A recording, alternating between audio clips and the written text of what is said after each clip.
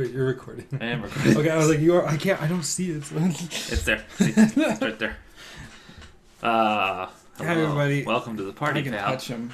You can touch me. We're in the same room. It's a good day when we record in the same room. Yes. Welcome to the party, pal. This is a podcast by us, the Loomer Brothers. I'm Preston Loomer. I'm Nathan Loomer. And we talk about movies. And because it was February when we chose this topic, we thought love was in the air. And then it took us a month and a half to do it. Love is gone. Love is gone. There's no love in this. The subject of this podcast is our significant other's hall passes. If you're not familiar with the term, a hall pass is essentially the celebrity that if they walked in and said, "We're doing it," your spouse has no way to tell you no. So we chose some very different people. Yes. But we didn't choose anybody. We assigned my wife and Nathan's girlfriend picked 3 people each, and then we picked movies for the opposite person. So he picked for my wife, and I picked for his girlfriend.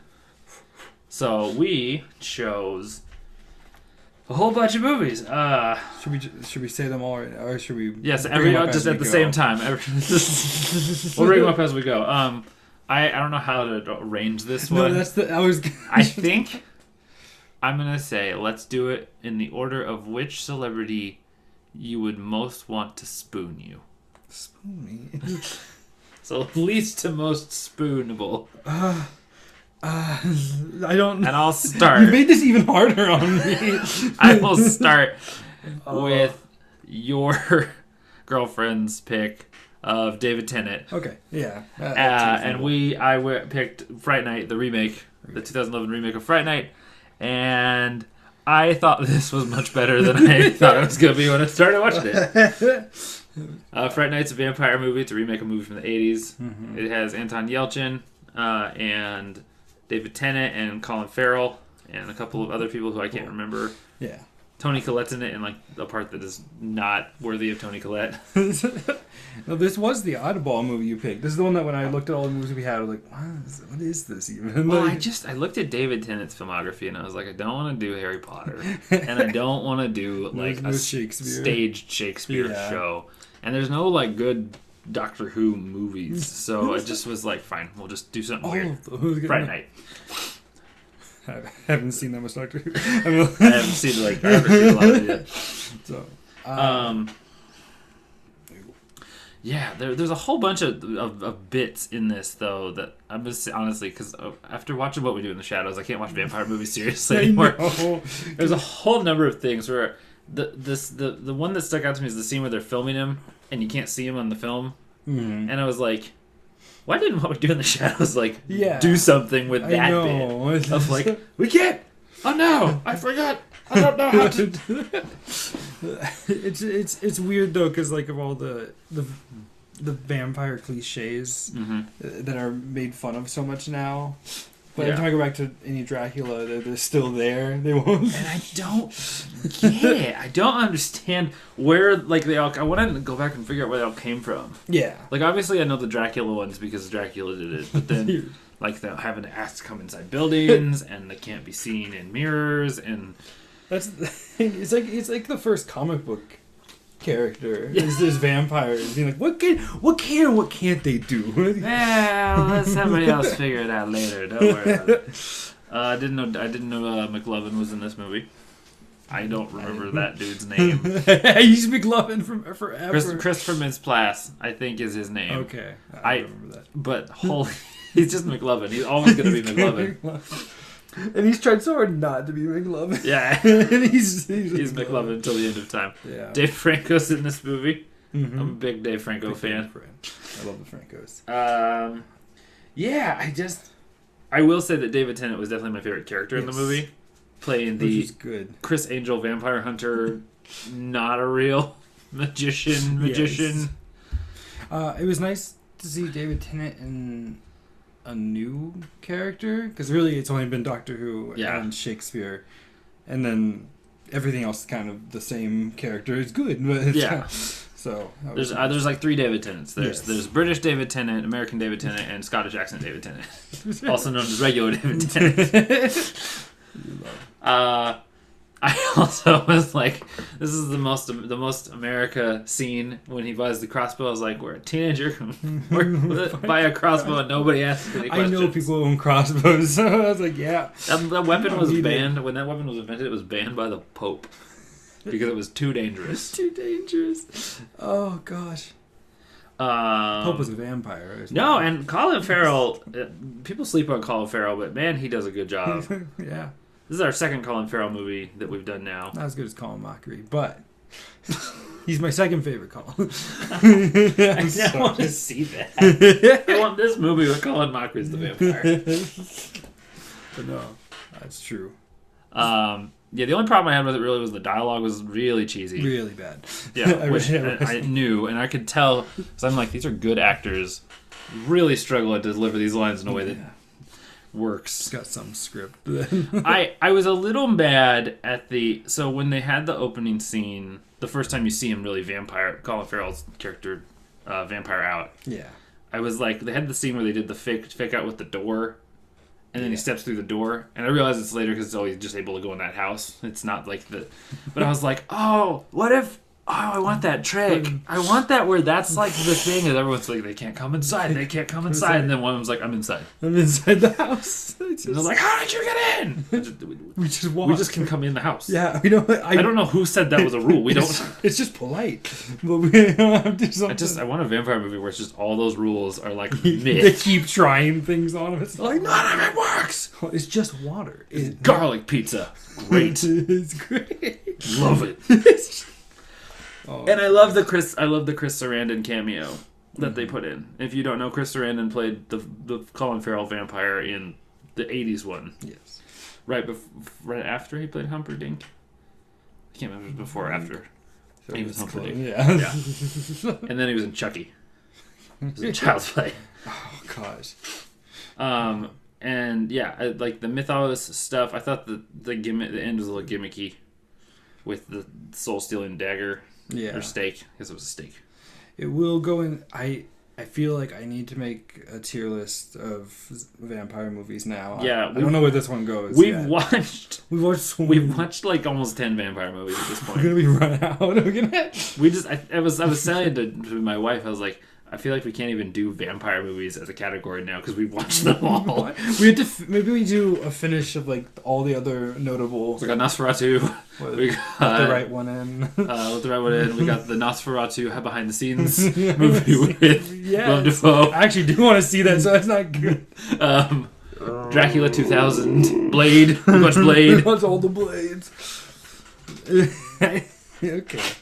It's just a vampire podcast, guys. I'm sorry. This is now a vampire podcast. We didn't mean to do this. This is just what happens. No, but it's fun. I don't think it should be anyone's favorite movie, but I think it should be everyone's I watched it once and had a good time movie. Yeah. That's it. And David Tennant's great. Save it for Halloween. Yeah. It was weird in It was weird in March.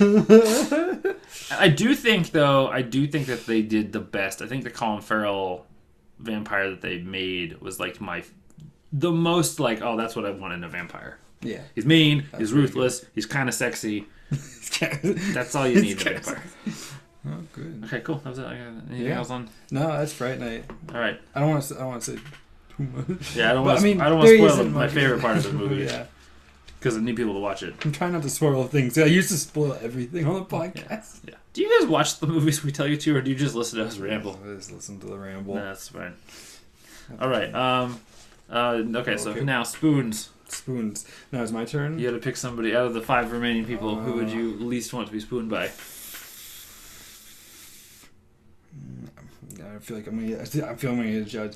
I'm probably gonna go with the Cabin in the Woods boy. Okay, Jesse Williams. So my wife really likes Jesse Williams.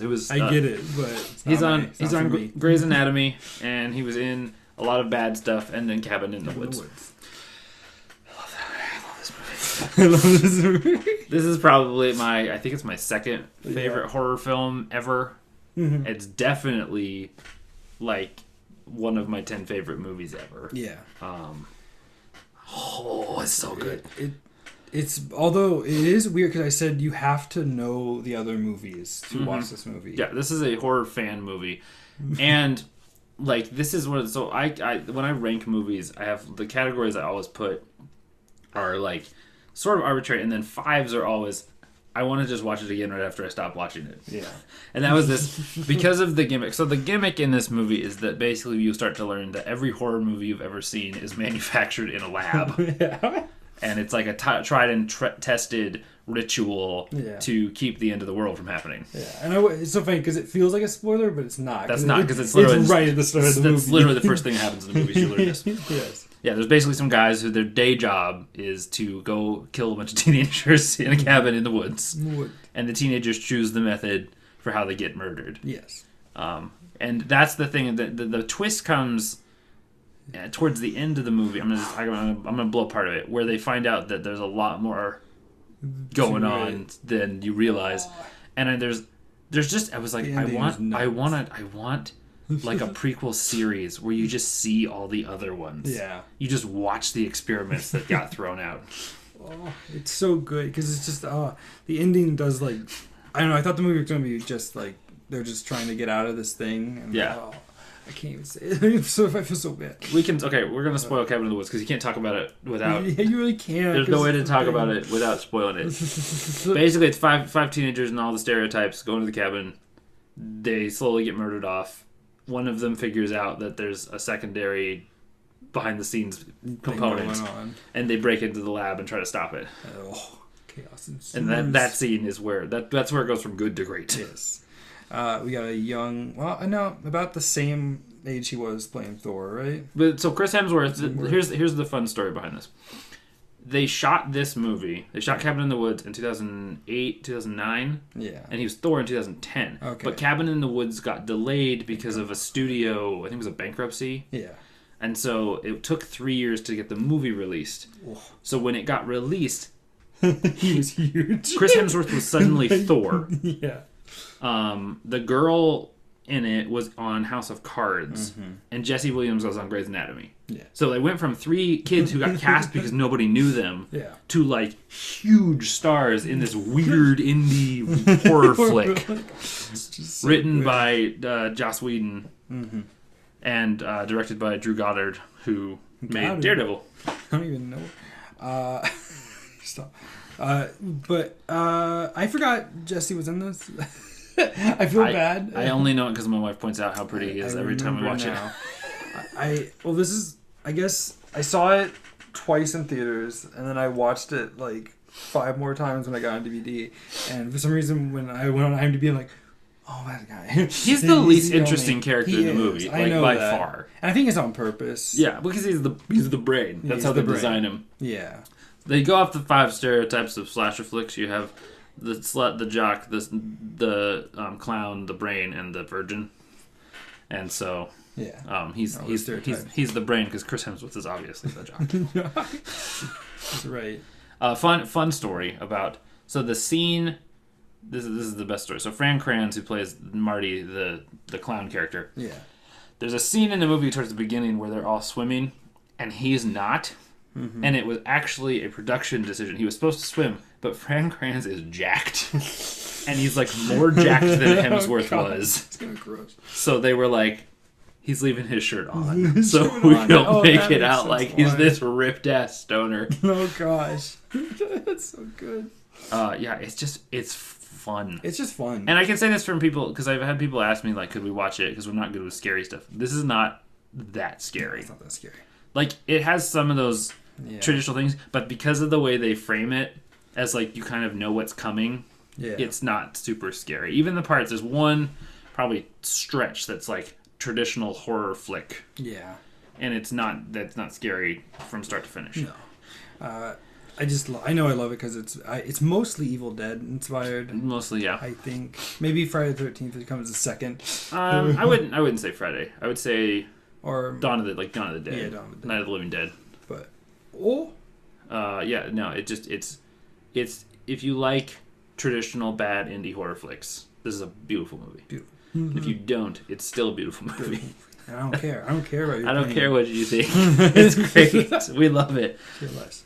That was the one thing when my wife picked him, I was like, okay, I can watch Cabin in the Woods. Because I know that nothing else he was in is any good. Such a bummer.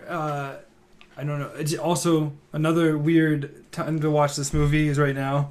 Maybe also wait for Halloween. There's a lot of horror films. we do, yeah. It's I mean, I like watching them year round. Yes. But Cabin's on my, like, October watch list. Oh, we have a dog intrusion. I got him. Oh, there he is. He doesn't know what's going on. We're doing the podcast. Oh, I shouldn't have done that. That's going on the podcast now. Good, yeah. Hey. Hi, buddy. I can't pick him up. You won't let me. You can if you pat your... Cameo, buddy. People listening to it, though. People listening to it like, what are these guys doing? No, there's a dog in the room. For those who are listening and not watching, there's a small dog. You probably hear him making all these weird noises. Dodie, say hi. Say hi. You speak? You speak? Speak. Speak. He's too scared. He knows the camera's on. Yeah. He's like, he's camera shy. Okay. All right. Oh, what's the next on the spoon list? Okay, I'm thinking of the 4 that we've got left. Yeah, this is... I definitely want to spoon 2 of them. I am going with Daniel Radcliffe. Yeah. Okay, dang it. Now I have to narrow it down between the 3. You got to pick the 3 hot people. I'm going with Daniel Radcliffe. And the movie I picked for this was... So far, we've just been picking each other's spouses. Yeah. This is great. I'm going with Guns Akimbo. Oh, my gosh. If you haven't seen this movie... I don't even know how to describe it. It was the most 12-year-old playing Fortnite late at night, wrote a movie I've ever seen in my life. I'm so glad you got me to watch it, because as soon as I watched it, you messaged me like, you need to see it. It's your movie. And I have been putting it off, and I finally did. And I'm like, it's my movie. It's so... Essentially, Daniel Radcliffe plays a computer hacker who, like, trolls people on forums.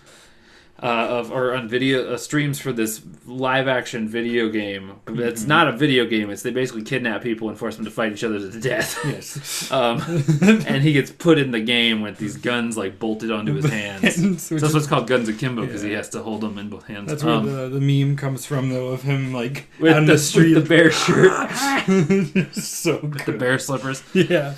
Yeah, and basically he has to either kill this assassin or die. And to finish the game. Nuts. And then there's this whole thing where it goes crazy, because it always goes crazy. I know I know they also look alike. Him and Elijah look alike. I love the fact that I'm sure that in order to back this movie, they needed a big actor. Yeah. And I'm so glad that he's hopping on all these things. Like, I'm down. I am a big fan of post-Potter Radcliffe. Yes. I am a huge fan of, like, I want to do as little in that world as possible for the rest of my life. Do something weird. It's the same thing when they did post-musical Zephron, where I was like, you go, Zephron. You go, Zephron. Oh my god, it's so true, though. No, I can't even describe this movie without, like, making you think that I wrote it while I was high. I mean, it just... Flashy visuals, it's got crazy weird action scenes. Music is amped. Music is just like, I mean, I kid you not, it sounds like if you put 10 middle school boys into a room and told them to write a movie, it would just be this. With the dialogue and the random swearing that doesn't actually add anything. They're just going. And like, oh, the girls are cool looking. That's the thing. I just remember the visual. I don't remember the dialogue that much. I don't remember this. I couldn't tell you what happened. So I could barely tell you the story. The story wasn't so simple. I couldn't tell you what happened. Right, yeah. It's not a movie to watch for the story, the dialogue, or the character development. It is a movie to watch for the wacky, crazy-ass action scenes. Brilliant. I think it's the closest thing I've seen to a video game, which is weird as a movie, because it's not really, but yeah. Like, this is what I was thinking too. Is that if they made a video game movie, they need to do it more like this. Yeah, I think that, and they've been starting to do that more, where they're like finding the trick to doing video game movies of like. You just have to push, put the elements in there, but don't make it like the video game. And don't do what the Mario Brothers did. You can do the Mario. Oh my god, we're gonna watch it at some point. I know. It's probably coming in like Guilty Pleasures or something like that if we ever get around to it. Oh god, it is funny though, because it's like this movie that has nothing to do with any video game is the best representation of video games, and the most iconic video game of all time is the worst representation of a video game movie. Is it the worst? It's up there. Is it worse than Max Payne? Max Payne's pretty bad. I forget that's even a video game because of that movie, though. No, the Resident Evil movies are okay. Yeah. Trying to think of other really bad. There's some real bad video game movies. Yeah, no. Not Mortal Kombat. You can watch Mortal Kombat. Is it better than Sonic? I'll have to think on that one. We'll come back on that one. No, it's so much fun. It's fun. It's not a movie for your mom to watch. Mom, if you're listening, don't watch Guns Akimbo. It'll gross you out. But it is a movie for people who just like really cheesy action films. I don't have a better way to say that. It's good. There we go. Anything else? I think cool. That's it. All right, spoon count 4. I'm gonna go with Emilia Clarke. Emilia Clarke. I want the other two, which is really. All right, so my wife is bisexual, so she picked one woman, and she picked Emilia Clarke, which I love, from Game of Thrones, who we both understand completely. That being said, she's not been in anything good. But here's the funny thing. You picked 3 movies, and I won't reveal the other one. I knew I liked Kevin. Mm-hmm. I thought I was going to like the other one you picked better than I did. And I thought I was going to like this one worse than I did. So Nate picked Me Before You. Which I didn't think I'd like Which either. is the rom-com with her and Sam Claflin. If you've seen The Hunger Games. Yeah. Because she's been in 3 movies that are good. Yep. That are good. She's been in 1 movie that I know is good and 2 others that are okay. She's a new agent. Oh my god. It's hard when you're Khaleesi, man. You get. I guess you're very. You come in, you're not that blonde. Like. Yeah. I also I like that, like, the first thing I saw Matthew Lewis in post Harry Potter. We just put Harry Potter actors in everything. Has there been a Harry Potter actor in every movie we've done so far? Not Cabin. No. Not Cabin, no. No. Cabin's got... No, I'm trying to think if there's anybody in that office. Maybe. I'll go through it later. You'll have to go through the credits and be like, was any of these people in Harry Potter? There's like one production person, like the boom mic guy. that extra who sat complaining in the back during the gambling scene. I don't know. Yeah. Yeah, Matthew Lewis, who, like, coming off of being Neville Longbottom, is, like, finally, like, in shape, and they're like, you can make him a hot guy, and they're like, we're gonna make him, like, the worst hot guy. Mm-hmm. Like, his life is exercise, and it makes him really, really awful. Oh, gosh. I heard this movie got a lot of controversy, which I thought was very interesting, because it... So, if you don't know the plot, Emilia Clarke is hired as a nurse for Sam Claflin, who was in a motorcycle accident, and he's paralyzed from the neck down. Mm-hmm. I think it's like the chest down, but he's quadriplegic. Yeah. And there's a whole thing of them trying to keep him from, like, killing himself. Mm-hmm. And the movie was like, some critics were like, it advocates for, like, let people die when they want to die. Yeah. And I was like, that's not the best. No. But as far as rom-coms go, it's up there for me now. One thing I liked is it didn't do the usual, like, Hallmarky, overly sentimental stuff a lot. It just kind of, like, the dialogue was just there. Yeah. And they were like, I was like, they could have played that with the, like, slow turns and the swelling music, and they're just like, you look nice today. Moving on. Done. Right. That stuff. Oh, it's nice, because it's not the... I know most rom-coms are the will they, won't they.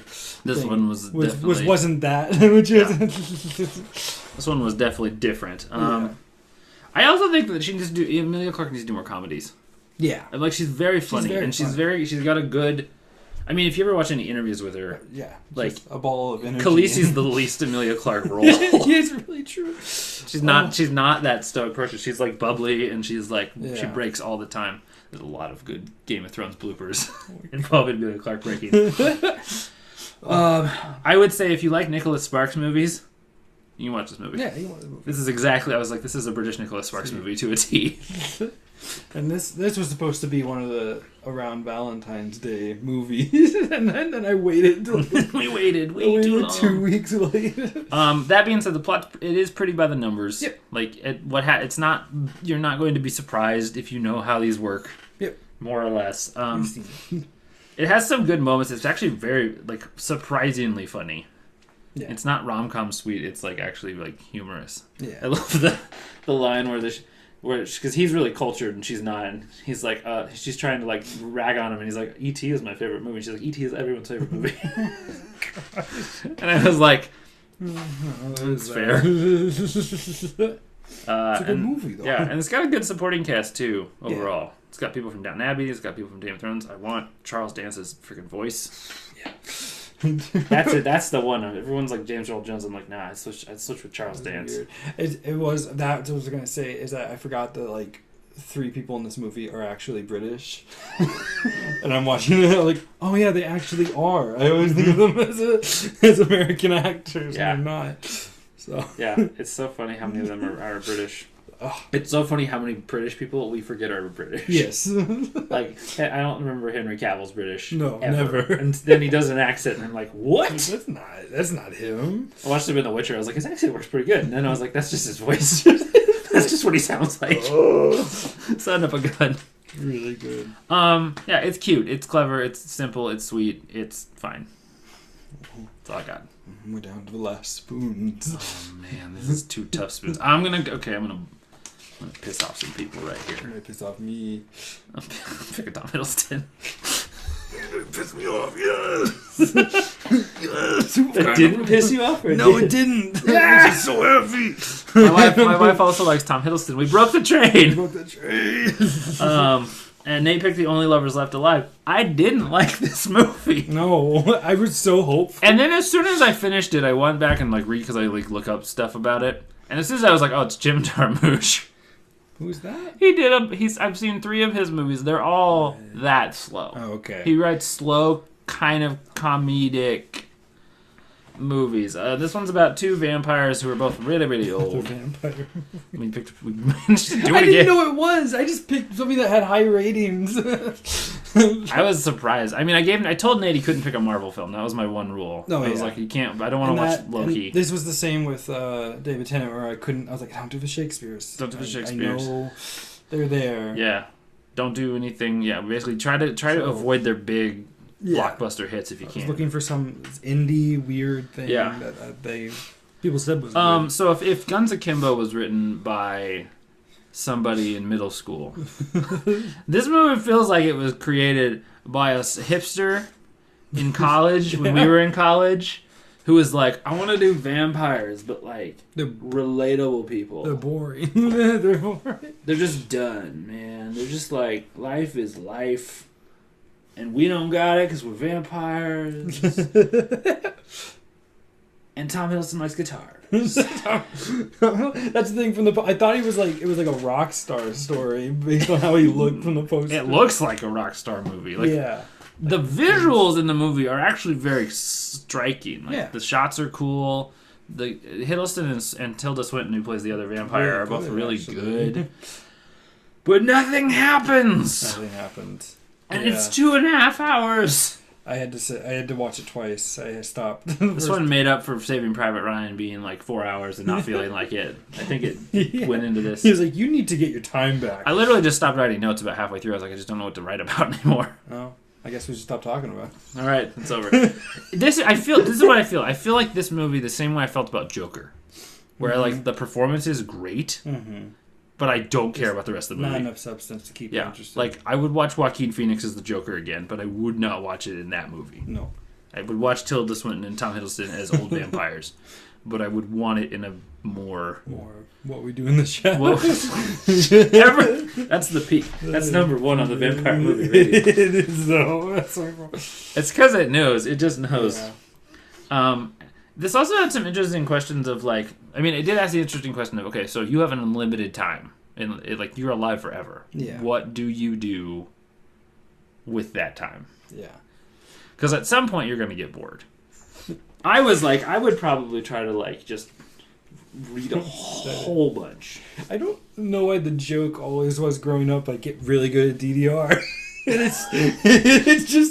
it's something. Just doing Dance Dance Revolution every day. Just get super good at Fortnite, man. Yeah. Especially because the way they establish it, it sounds like the vampires in this universe only have to eat like once a night. Yeah. and it's like a shot of blood. So you just kind of hang out. I do like that they work. I always like when they make vampires in medical fields because it makes sense. Yeah. Of course there's like a doctor or a nurse because you need blood and that's an easy way to get a hold of it without having to murder people. Yeah. So. Yeah. It's good if you like slow indie movies. Yeah. And if you want to watch cool characters develop performances. But I think of the 6 we watched, this is the one I like the least. Yeah. I think put it on, but do something else while you're watching it. That's what I did. Turn it on. Grab a book. Read the book. Read the book. I mean, maybe I'll try. I think I need to try it again later. Yeah. I'm not going to do it now. But, yeah, I'm also surprised it took us this long to get a Tilda Swinton movie on this list. Oh, yeah. Because she's great. I guess I haven't seen her much. Do you realize we both picked a vampire movie with Anton Yelchin as a non-vampire character in it? Just so weird. I don't know how we do that. I don't know. This is like the third time we've done something that was the same without trying to.